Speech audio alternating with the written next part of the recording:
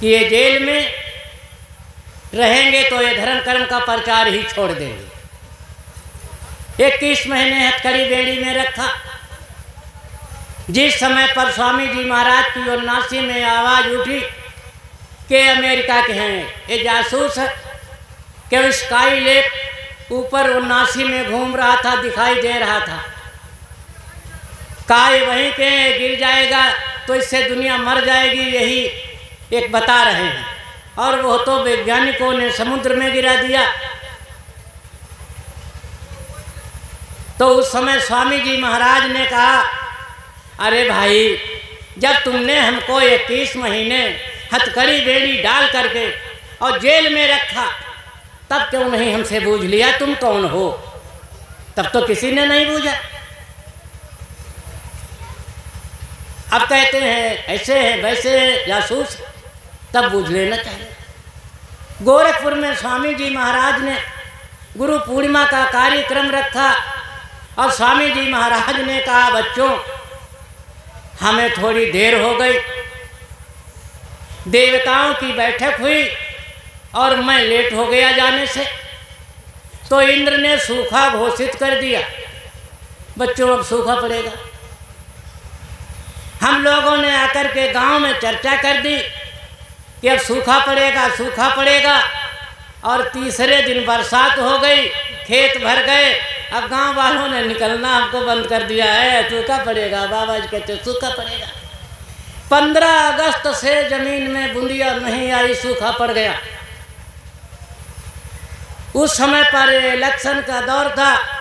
स्वामी जी महाराज ने कहा, बच्चों, इनसे अपनी मांग रखो और कहो, भाई, हमें सूखे में चुनाव नहीं चाहते, हमें डीजल पानी की व्यवस्था करो। तो हम लोग प्रचार करते घूम रहे थे। उस समय स्वामी जी महाराज ने कहा, अरे दुनिया वालों, अगर तुम बरसात कराना चाहते हो तो इन पगड़ी वालों को 1 लाख 2 लाख जमा कर लो, ये पानी बरसा देंगे। तो 1 लाख 2 लाख कौन जमा कर सकता है दूसरा बाबा जी के अलावा? जब अगहन में भंडारे पर कई लाख प्रेमी जमा हो गए तो पूरे भारत में बरसात हो गई, पूरे भारत में बरसात हो गई। ये इनकी किस्मत थोड़ी नहीं। वो 79 में गोला के पास रजागंज है, वहाँ का दोपहर का कार्यक्रम था। अक्टूबर का महीना था। स्वामी जी महाराज मंच पर बोल रहे थे। धूप इतनी तेज थी कि लोगों के पसीना से तरबतर हो गए, तो छाता उन्होंने तानना शुरू कर दिया। हम लोग हाथ जोड़ करके जाते तो छाता उतार लेते, हम लोग आगे बढ़ जाते फिर तान लेते। इतनी धूप थी। स्वामी जी महाराज ने मंच से एक चौपाई कही, जहाँ जहाँ जाए देव रघुराया, अब वायु मेघ करैनब छाया। 2 मिनट के अंदर एक छोटी सी बदरी आई, सूरज को ढक दिया, हवा ठंडी सुनहरी चलने लगी, छाता उतर गए। स्वामी जी महाराज सत्संग देते रहे और जिस समय स्वामी जी महाराज मंच से नीचे उतरे, वो बादल गायब हो गया। वही धूप वही गर्मी फिर हो गई। इनके कहने इशारे से जब बादल काम करते हैं, क्या साधारण इंसान।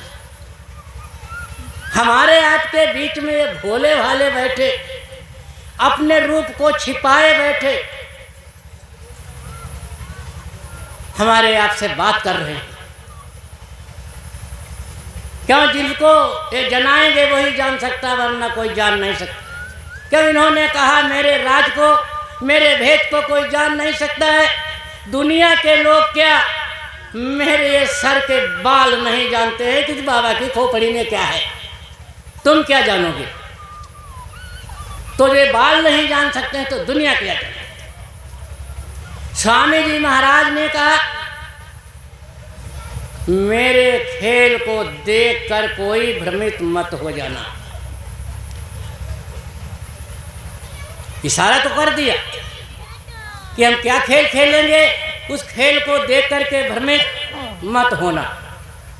ये भी स्वामी जी महाराज ने कहा, अगर हमारी ये दाढ़ी काली हो जाए फिर भी तुम शंका मत करना। काली होने का मतलब बुढ़ापे में अगर कोई कलंक लग जाए तो कहते दाढ़ी काली हो सकता था कोई कलंक लगा देते, इसलिए उन्होंने इशारा किया। स्वामी जी महाराज ने जाने से पहले एक आदेश दिया सबके लिए, कहा सुनते हो, नाम किसी का नहीं लिया,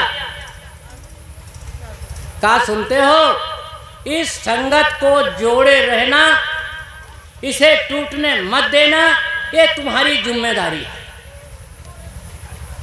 तो जोड़ने के बजाय तोड़ दी। यही आदेश देकर के स्वामी जी महाराज ने कहा तुम हजारों किलोमीटर दौड़ करके जाओगे, दर्शन नहीं पाओगे। हजारों किलोमीटर, अब जहां आप रहते हो वहां से हजारों की बात है, लेकिन दर्शन नहीं पाओगे। कुछ लोग ऐसे हैं वो कहते हैं मैं दर्शन हो गए। स्वामी जी महाराज ने कहा मुझे कोई माई का लाल धोखा नहीं दे सकता।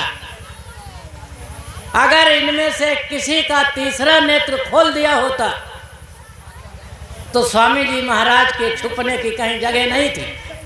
वो तीसरे नेत्र वाला देख लेता, कहता गुरु महाराज वहां बैठे हुए हैं, इसलिए किसी का नेत्र ही नहीं खोला। उन्होंने कहा बच्चों चिंता मत करना, 2 मिनट के अंदर यहीं से बैठा करके और सभी मंडलों की सैर कराऊंगा और तुमको वापस लाऊंगा।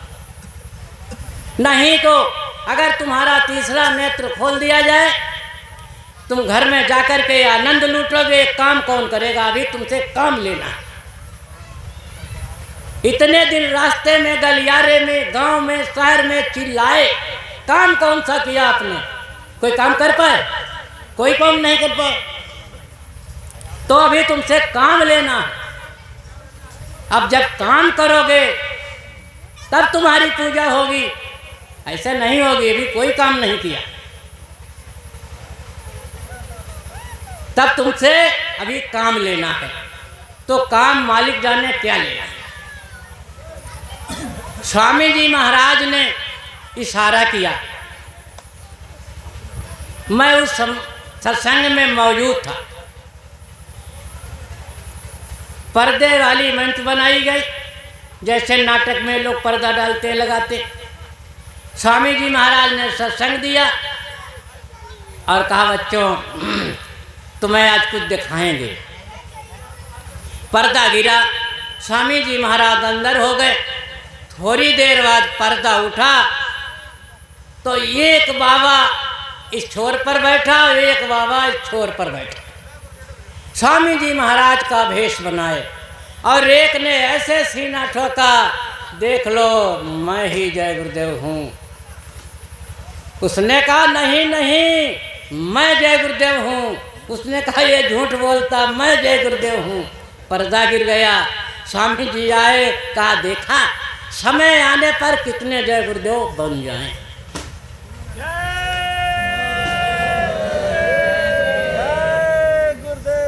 जब उन्होंने सब बता ही दिया तो अगर हम न माने तो धोखा खा जाएंगे।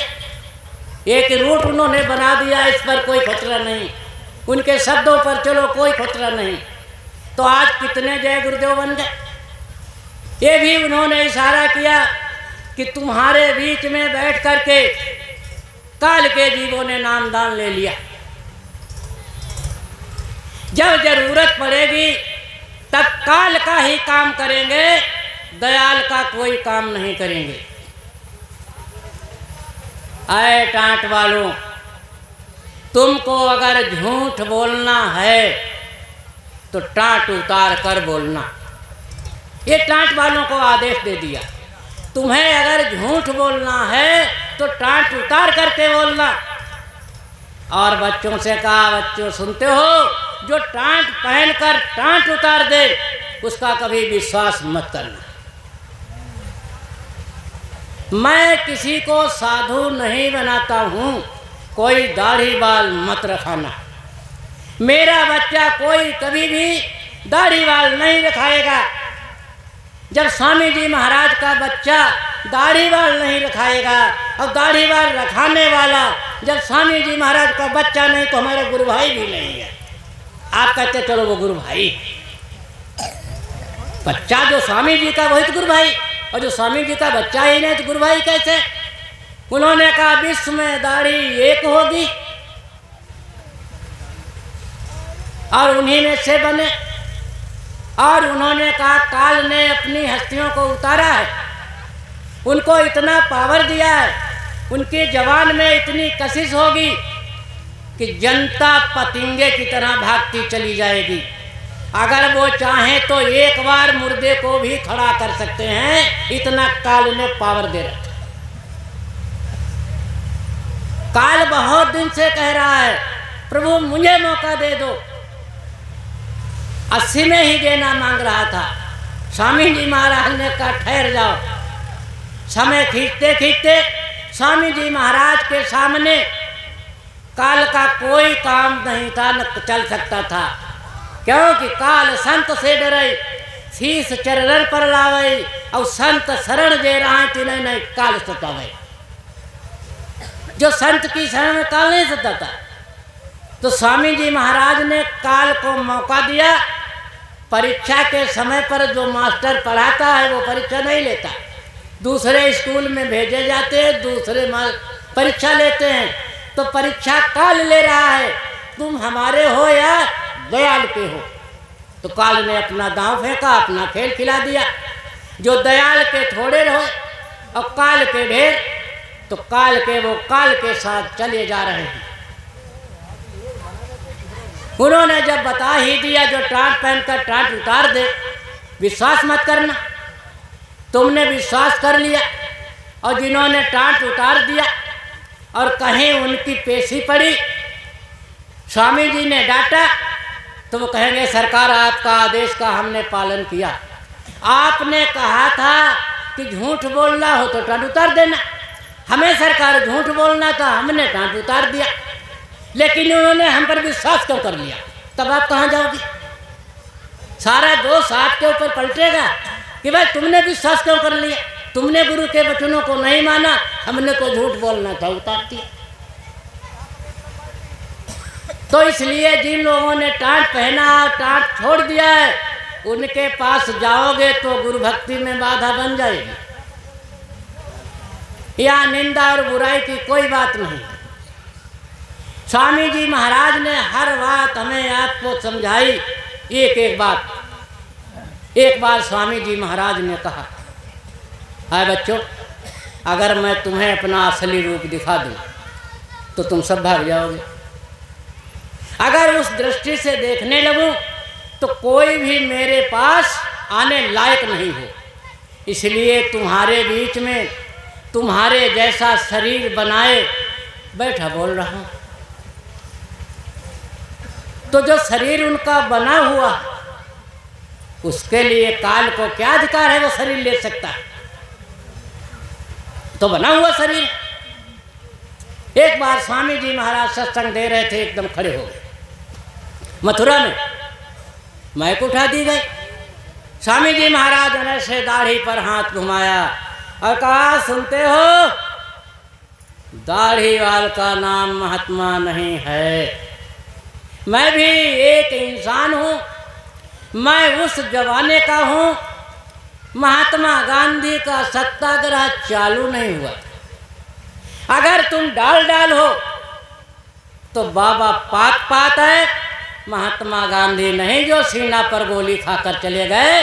बाबा धोखा खाने वाला नहीं है।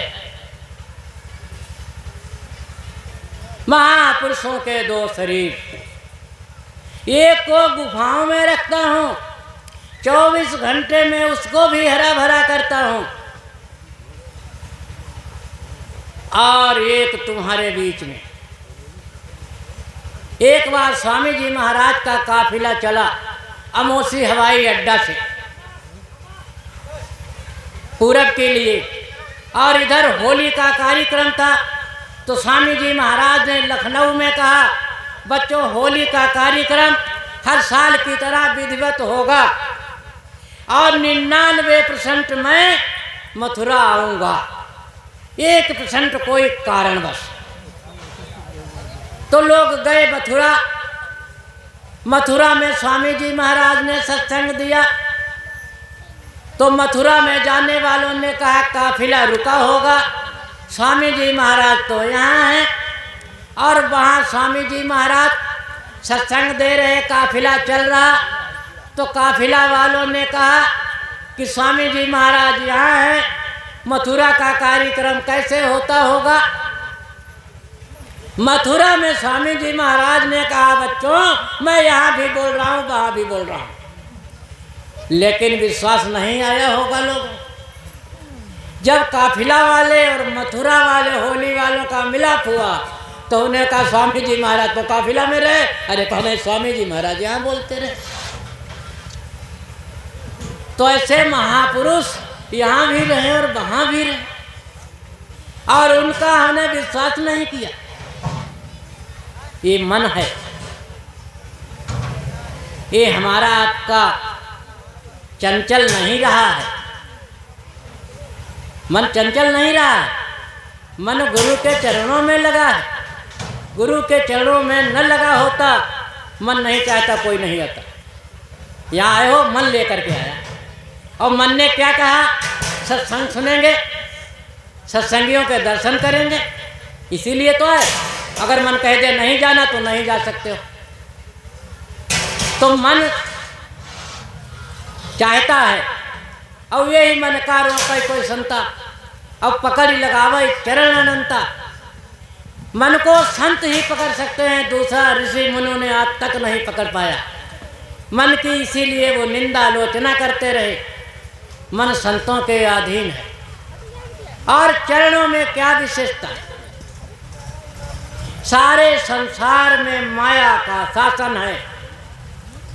चरणों का महत्व इसीलिए है, चरणों में माया का कोई असर नहीं। छोटा सा उदाहरण है, ज्यों धीमर जल जाल बिछावती, अवतासु चलई मीन फसावती। धीमर जब जाल फेंकता है और उसमें मछली को फंसता है, और जो धीमर पग ढीग चली आवती, और सोते ही जाल फसन नहीं पावत। जो धीमर के पैरों के पास आ जाती है उसके जाल में नहीं फंसती है। इसीलिए जो प्रभु के चरणों में लग जाता है जीव, वो माया के जाल से मुक्त रहता है। चरणों का महत्व इसीलिए बहुत बड़ा। रामायण में लिखा है, गोस्वामी जी महाराज कहते हैं, सबकी ममता ताग बटोरी, और मम चरण न बांधई गई डोरी। पूरे परिवार की मोह ममता की रस्सी एक बांध लो, बट लो, और मेरे चरणों में बांध दो। प्रीति कैसी होनी चाहिए, जैसे मीन जल चाहती घनेरा, और तैसे प्रेम करऊ बहु तेरा। मछली बहुत अथाह जल चाहती, ऐसे ही प्रेम करो। और सुखी मीन जिम नीरय गाधा, अक्ति में गुरु चरण नये कहु बाधा। स्वामी जी महाराज क्या कहते हैं, पड़े रहो दरबार में, धक्का धनी के खाओ, और कबहू का धनी उबारी है, और जो दर छोड़ी न जाओ। वो दर मथुरा नहीं है, दर तो गुरु के चरण, गुरु के वचन है। उनके वचन पर लगे रहो, उनके चरणों में आशा लगाए रहो, तो कभी न कभी आपको पार कर देंगे। और गुरु माथे से उतरई, अब नाम विहीना होई। जिन्होंने अपने मस्तिष्क से गुरु को उतार दिया है, उनके पास नाम नहीं रहा है, नाम चला गया। अब ताको काल घसीटई, रोक सकई ना कोई। काल ने घसीटा मारा, खींच ले गया, अब थोड़े रह गए। और स्वामी जी महाराज ने कहा मुट्ठी भर लोग रह जाएंगे, थोड़े लोगों से परिवर्तन होगा। तो बस मुट्ठी भर तो हैं। ये सब उनको मालूम और उन्होंने सब इशारा किया। भाई हमारा जमुना प्रसाद निवेदन है, घंटा हो जाए तो आकर खड़े हो जाए, हमें नहीं पता लगेगा घंटा, हम बोलते रहेंगे। आप कहे ज़्यादा समय ले लिया तो आप 10 मिनट पहले खड़े हो जाएं, बस हम जान जाएं। चलो भाई, चलते चलते एक हम आपको गुरु से विनती है सुनाएंगे। आए जाओ जय गुरुदेव, भगता